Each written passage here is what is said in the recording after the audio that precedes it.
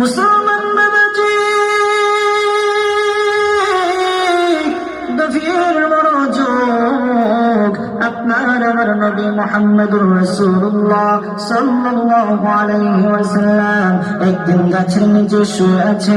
গাছের নিচে তিনি শুয়ে বিশ্রাম নিচ্ছেন। হঠাৎ একটা কাফের নবী আমার মুহাম্মদুর রাসূলুল্লাহ সাল্লাল্লাহু আলাইহি ওয়াসাল্লামের কাছে এসে নবীকে হত্যা করবে। বলেন নাউযুবিল্লাহ। আর জোরে বলেন নাউযুবিল্লাহ। মুসলমান বাবাজি,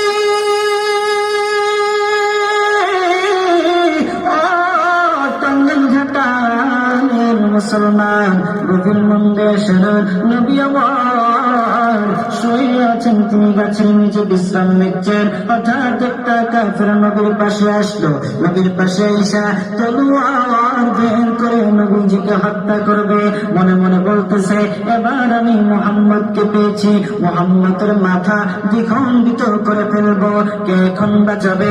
আপনার আমার নবী মুহাম্মদুর রাসূলুল্লাহ সাল্লাল্লাহু আলাইহি ওয়াসাল্লাম বিশ্রাম নিচ্ছে।